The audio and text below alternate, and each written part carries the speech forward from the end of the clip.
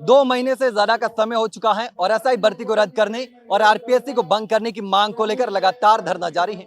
नागौर सांसद हनुमान बेनीवाल के नेतृत्व में यह धरना चल रहा है और एसआई भर्ती के पीड़ित युवा भी इस धरने में लगातार संघर्ष कर रहे हैं और ये मांग कर रहे हैं कि इस भर्ती को रद्द किया जाना चाहिए, क्योंकि जिस तरीके से इस भर्ती में घोटाला हुआ है, आरपीएससी के मेंबर ने इस पेपर को लीक किया है। बाबूलाल कटारा ने रामूराम रायका को पेपर दिया और रामूराम रायका के बेटे और बेटी को 6 दिन पहले पेपर मिल गया था और अब लगातार संघर्ष चल रहा है। पिछले 4 साल से लड़ाई लड़ रही है, लेकिन अभी तक इस पर कोई भी फैसला हो नहीं पाया है। हमारे साथ मौजूद है अंशु चौधरी, जो लगातार एसआई भर्ती को रद्द करने की मांग उठा रही है। आपने पहले भी देखा होगा और लगातार सरकार से सवाल कर रही है, क्योंकि पीड़ित अभ्यर्थियों में शामिल है, जिनके साथ गुजरी हैं वो जानते हैं। तो अंशु जी, लगातार आप धरने में आ रहे हैं, आवाज उठा रहे हैं, लेकिन अभी बहुत लंबा समय गुजर चुका है। अब हनुमान बेनीवाल ने चेतावनी दे दी है कि अब तो दिल्ली ही जाना पड़ेगा, दिल्ली कुछ करना पड़ेगा और अब कोई रास्ता नजर नहीं आ रहा। तो अब क्या कहना चाहेंगे, जिस तरीके से अब जो रास्ता है वो लंबा होता जा रहा है, समय लंबा होता जा रहा है, इंतजार बढ़ता जा रहा है? देखिए सर, सबसे पहली बात तो मैं यही कहना चाहूँगी कि हमारा धैर्य जो है आप देख ही रहे हो, हमारा हो चाहे मेरे जैसे कितने स्टूडेंट हो। मैं तो कभी फिर भी एब्सेंस ले लेती हूँ, लेकिन यहाँ पे जो बैठ रहे हैं कंटिन्यू, उनमें से जो स्टूडेंट, चाहे वो दूसरी भर्ती से हो या चाहे एसआई वाले हो, मुख्य रूप से तो वही है। दूसरी बात, जो आज राजस्थान के हालात है, स्टूडेंट्स को अब भी अगर ये चीज़ नहीं समझ में आ रही है ना, तो इससे बड़ा मूर्खतापूर्ण व्यवहार किसी का नहीं हो सकता जो सरकार हमारे साथ कर रही है। क्योंकि आप देखिए, लगातार एसआई का जो मुद्दा है वो 2021 का मुद्दा, अभी हम पिछले 65-66 दिन हो चुके हैं। सरकार इतनी निर्दयी के साथ साथ इतनी बहरी और इतनी गूंगी हो चुकी है कि ना तो उनको वार्ता करने से मतलब है। आप देख रहे होंगे सीएम भजनलाल सरकार जी आपको कहीं नजर नहीं आएंगे, लापता हो चुके हैं, लापता के पोस्टर तक लग चुके हैं उनके विधायक जहाँ से वो है, जीते थे सांगानेर वहाँ से। तो आप देखिए कि मैं ये पूछना चाहती हूँ सरकार से कि आप चाहे आपके पास में इतने प्रमाण आपकी एसओजी के द्वारा, आपके द्वारा कमेटियों के द्वारा, चाहे वो डबल एजी हो चाहे एसओजी हो, आरपीएससी के मेंबर्स को आप लोगों ने कटघरे में खड़ा करा, उनके औलादों को उन्होंने जहां उन्होंने नौकरी लगवाई, उनको सुप्रीम कोर्ट से रिहाई मिल जाती है। उसके बावजूद सरकार की तरफ से या एसओजी की तरफ से कोई ऐसा एडवोकेट हमारे लिए लड़ नहीं रहा है। हम ये नहीं समझ पा रहे हैं कि आखिरकार सरकार काम हमारे लिए कर रही है या अपने आप के लिए कर रही है। शर्म नाम की कोई चीज़ नहीं बची सरकार में, संवेदनशीलता कुछ नहीं है।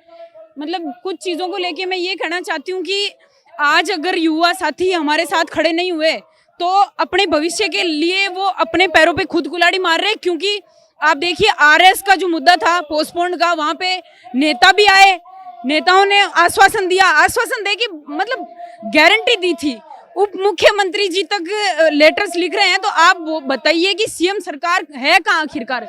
हमारे राजस्थान की जो लोकतांत्रिक व्यवस्था है उसको पूरी तरह भट्टा बिठा चुके हैं ये।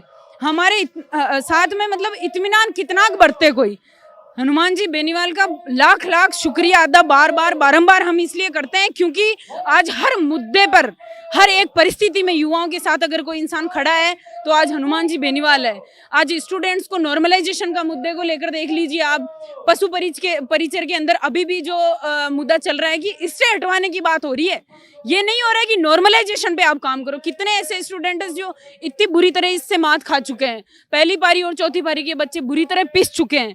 हर मुद्दे की बात है ये। मैं स्टूडेंट्स को यही कहना चाहती हूँ कि आप उस चीज़ से नकारात्मक मत होइए, नेगेटिव फील मत करिए कि इतना लंबा हो गया, इतना टाइम, फिर भी इस पर कुछ नहीं हो रहा, कुछ नहीं होगा। आपकी आवाज़ में जो दम है वो कहीं नहीं है और सरकार को इस पे तो काम करना पड़ेगा। यहाँ नहीं तो सुप्रीम कोर्ट, 1 जुलाई का हमें पूरा उम्मीद है हमें कि 1 जुलाई को कुछ ना कुछ जो हाई कोर्ट है वहाँ से निर्णय आएगा। नहीं आया तो फिर एक और बार ऐसी ललकार उठेगी जो हिंदुस्तान में शायद पहले किसी स्टूडेंट यूनियन ने, किसी भी ऐसी व्यवस्था ने नहीं उठाई होगी, जो हमारे राजस्थान के युवाओं के साथ खिलवाड़ हुआ और राजस्थान के युवा उठाएंगे। दिल्ली कुछ करने की तैयारी चल रही है? बिल्कुल करेंगे, क्योंकि नेताजी ने अगर कहा है तो उसके पीछे ना तो प्रमाणों की कमी है सर, ना ही जोश की कमी है। मैं तो इनकी सहनशीलता, इनका कर्तव्य परायणता जो इनके अंदर है कि बच्चों के लिए आज इतने लंबे टाइम तक इतनी भरी बारिश में, ऐसे चौमासे के मौसम में किसानों के बेटे हैं, ये खुद किसान के बेटे हैं, किसानों के बच्चों के लिए आज लड़ पा रहे हैं। क्योंकि इतनी बारिश में कोई नेता यहाँ पे अपनी रोज कमर तोड़ने नहीं आएगा। इनको ना तो इन चीज़ों के लिए आगे का कोई रास्ता बनाना है, इनके पास में बहुत सारे मुद्दे ऐसे तो आप पिछले टाइम अभी देखा होगा राकेश जी बिश्नोई के लिए इन्होंने जो लड़ाई लड़ी, जो लड़ाई शुरू करता है वो उसके अंत तक जाता है और उसी का नाम है हनुमान जी बेनीवाल और पूरा यूथ। मैं आज मेरी अंतरात्मा से ये चीज़ बोल रही हूँ कि अगर युवाओं ने साथ दिया तो इस मतलब कुप्रथा हो गई है, ये जो भजनलाल सरकार जी ये कर रही है ना हमारे लिए, ये सच में जो हनुमान जी कहते हैं कि ये हमारे लिए दुर्भाग्यपूर्ण है, हमारे लिए अपशगुन है, वो हमें आज एहसास हो रहा है। क्योंकि ना तो कांग्रेसी नेता हमारे साथ आ रहे हैं इस मुद्दे में, क्योंकि इसके अंदर हम ये नहीं कह रहे कि ये किसी राजनीति का मुद्दा, इसके अंदर प्रमाण हो चुके हैं। प्रमाणित होने के बाद जाबरमल जी खर्रा का बयान था कि आधे विद्यार्थी ही इसमें मतलब सही है, उनका क्या होगा, तो फिर हमारा क्या होगा? उनके पास इस चीज़ का जवाब है। हमारे साथ में या आने वाले भविष्य के साथ में क्या होगा? जो थानेदार भ्रष्टवाड़े से जाएंगे आगे, वो हमारे साथ क्या करेंगे? उनके अंदर ना तो अपने ओहदे का, अपने पद का कोई ज्ञान होगा, उनके अंदर ना ही अपनी जनता के लिए उनके कर्तव्य होंगे, कुछ भी नहीं होगा। आने वाला टाइम भजनलाल सरकार के लिए बहुत बुरा होने वाला है। मैंने पहले भी मैं जब पहले दिन से आई थी तब भी मैंने ये चीज़ बोली थी कि भजनलाल जी हम आपसे मतलब नम्र निवेदन कर रहे हैं कि आप इस मुद्दे को हल्के में ना ले, इस पे काम करें, इसको अपने संज्ञान में ले, क्योंकि इसके अंदर पूरी तरह पेपर माफियाओं ने बुरी तरह इसका कबाड़ा करा है। रामूराम रायका और कटारा जी आरपीएससी के सदस्य थे, उनके बच्चे पकड़े तक गए और उसके बावजूद ना तो उन पे कार्रवाई हो रही है। बड़ी मतलब बेशर्मी और बड़ी मतलब क्या कहें, मतलब दुर्भाग्यपूर्ण बात यह है कि आज उनके बच्चों को छोड़ दिया। सुप्रीम कोर्ट से वो रिहाई लेके आ जाते हैं और उन पे कोई काम नहीं होता है। क्यों नहीं होता? क्योंकि सरकार खुद नहीं चाह रही है। अपनी आंखें खोले मेरे भाई बहनें, और अपने किसान और जवानों के बच्चे अपने भाइयों बहनों के साथ खड़े हो, अपने हर मुद्दे के लिए इतनी तरीके से आवाज उठाए, क्योंकि पूरा तंत्र खराब है। आरएस परीक्षा आज मेंस का जो पेपर था, हालांकि पेपर तो ऐसा था कि हवाइयाँ उड़ा दी थी हमारी, जो मतलब उनके अंदर चीज़ें पूछी गई, हमें उस चीज़ का मतलब अच्छा भी लगा कि अब इन्होंने लेवल तो आखिर बदला है, यूपीएससी पैटर्न टाइप इन्होंने फॉलो करना तो शुरू किया है। लेकिन दूसरी बात ये है कि आप वो जो इंसिडेंट हुआ था ना सर, मुझे नहीं पता मेरे भाई बहन क्या सोचते होंगे, लेकिन मेरी मानसिकता से मैं ये सोचती हूँ, मेरा हालांकि मेरा खुद का अधिकार है भाई, मैं कुछ भी सोचूं, मेरा मन ये कहता है कि वो कोई सीख देने के लिए था आपको। अगर आपके अंदर यूनियन में, अगर आप में एकता होती और आपकी पॉजिटिव थिंकिंग होती हर स्टूडेंट के लिए कि एसआई का मुद्दा सही चल रहा है और वो यहाँ आते, तो निश्चित तौर पे आरएस पोस्टपोन हो सकती थी। क्योंकि एकता में जो शक्ति और हनुमान जी की ताकत बच्चों ने अभी तक शायद पहचानी नहीं है, और पहचाननी चाहिए, अभी भी वक्त है। उस टाइम अगर वो वहाँ नहीं बैठते और एक होकर लड़ाई लड़ते ना, तो पोस्टपोन होती और उसका जरूर उनको सकारात्मक परिणाम देखने को मिलता। लेकिन उनको बरगलाया गया, उनको गुटों में बांट दिया।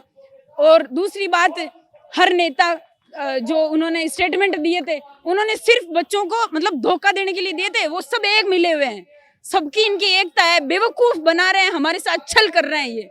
इनको शर्म भी नहीं है इस चीज़ की कि उनका अनशन तुड़वा देना, उनके साथ ये करना, अब आगे की आगे तारीख लेना। अब 1 जुलाई भी आ गई है, 1 जुलाई को देखते हैं कि हमारे साथ वो क्या करने की कोशिश करते हैं और अपना क्या स्टेटमेंट रखते हैं। लेकिन अब लगातार जो बीजेपी विपक्ष में थी तब भी युवाओं से वादे किए गए थे कि आपके साथ न्याय करेंगे, लेकिन अभी हाल ही में जो नेताओं के बयान आ रहे हैं, ऐसा लग रहा है कि पहले तो कुछ अभ्यर्थी बोल रहे थे कि हमारे साथ गलत होगा। अब जावर सिंह खर्रा का जो बयान आया, उन्होंने बोला कि हमने कोर्ट के सामने हमें हमारी परिस्थिति रख दी है। राजेंद्र राठौड़ का बयान आया था, उन्होंने कहा था कि हम तो तस्करों को पकड़ रहे हैं, हमने तो रद्द करने की बात नहीं रहे। तस्करों को पकड़ के छोड़ रहे हैं और उनको घर में बिठा रखा है, बहुत अच्छे से शय दे रखी है, अंडरग्राउंड उनको बिठा रखा है। क्योंकि अभी थोड़े टाइम 2-5-7 दिन पहले ये खबर भी चली थी कि ढाका को पकड़ा गया, सुरेश ढाका को पकड़ा गया, लेकिन कहाँ पकड़ा गया बताइए आप। फिर बाद में क्या बोला कि वो तो अफवाह थी। चाहे अफवाह हो चाहे कुछ हो, आप हमारे जैसे बच्चों की मानसिकता के साथ ऐसे खेल नहीं सकते। ये राइट नहीं है कि आप हमें कुछ भी मतलब तरीके से 250-250, 300 का आप खुद बयान देते हैं और उसके बाद आप अपना बयान बदल देते हैं कि इसके अंदर 250 जो सही है उनके साथ क्या होगा। तो आप न्याय का, या तो आप न्याय का रास्ता पकड़ना नहीं चाह रहे, या फिर आप पकड़ने के बाद हमें अन्याय के लिए जानबूझ के इस कूड़े में धकेल रहे हैं। क्योंकि आपके कर्म कांग्रेस और बीजेपी के दोनों के मिले हुए हैं। कांग्रेस ने बीजेपी का साथ दिया पूरी तरह से, अब बीजेपी कांग्रेस का साथ दे रही है, सॉरी कांग्रेस बीजेपी का साथ दे रही है। घर पे बैठी है लेकिन बीजेपी इनकी है ऐसे लग रहा है। हमारे साथ, हमारे माँ बाप के साथ, हमारे जैसे बच्चों के साथ हर वैकेंसी में, मैं कहना चाहूँगी पटवारी और वीडियो में भी आप देख लेना, अगर जो नॉर्मलाइजेशन इन्होंने ख़त्म नहीं करा तो आप बुरी तरह मात खाओगे और आने वाला टाइम आप अपने आप में शर्मसार होगा। बाकी तो 1 जुलाई बताएगी और उसके बाद हमारे सुप्रीमो हनुमान जी बेनीवाल ने जो कहा है वो करके दिखाएंगे। चाहे हमारे साथ में आज कितने बच्चे हैं या कितने नहीं हैं, वो मौके पे बताया जाएगा। तो अब देखना होगा कि क्या होता है, क्योंकि लगातार 2 महीने से ज़्यादा का समय हो चुका है और ये धरना लगातार चल रहा है। बेनीवाल ने खुली चेतावनी दे दी है कि अगर सरकार ने कोई फैसला नहीं लिया तो जल्द ही दिल्ली कूच किया जाएगा। अब देखना होगा कि कोर्ट में क्या होता है। फिलहाल के लिए इतना ही, जल्द मिलते हैं एक नई जानकारी के साथ, तब तक के लिए नमस्कार।